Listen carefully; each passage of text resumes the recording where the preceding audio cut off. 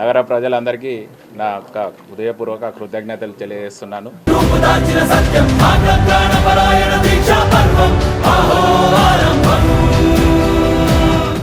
ఈరోజు మేయర్గా పదవి బాధ్యతలు స్వీకరించడం జరిగింది.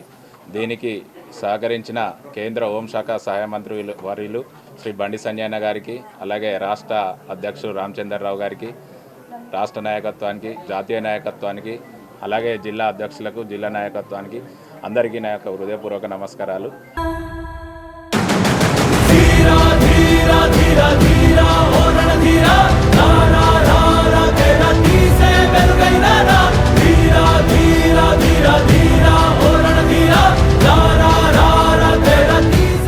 ఈరోజు పదవి బాధ్యతలు చేపట్టడం జరిగింది. కరీంనగర్లో మొట్టమొదటిగా బీజేపీ నుండి మేయర్ పీఠం దక్కించుకోవడం జరిగింది. ఇది చాలా సంతోషం.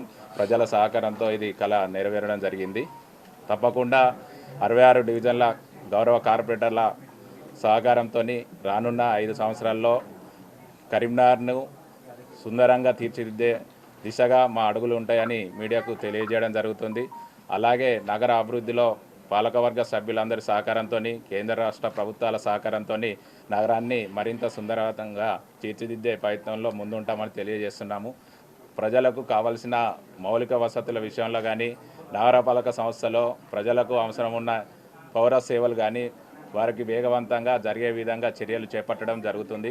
అలాగే ఈరోజు మనం పదవి బాధ్యతలు స్వీకరించిన అనంతరం మొదటి సంతకంగా ఇప్పుడు రానున్న వేసవి కాలంలో ముందస్తు చర్యల్లో భాగంగా 49 లక్షలతోని ఈరోజు మొదటి సంతకం చేయడం జరిగింది. రానున్న వేసవి కాలంలో ప్రజలకు ఎలాంటి ఇబ్బందులు కలగకుండా తాగునీటిని అందించే విధంగా ఈరోజు మొదటి సంతకం చేయడం జరిగింది. దీనికి సహకరించిన మా గౌరవ కార్పొరేటర్లకు, అలాగే ప్రజలకు మరొకసారి నా హృదయపూర్వక నమస్కారం.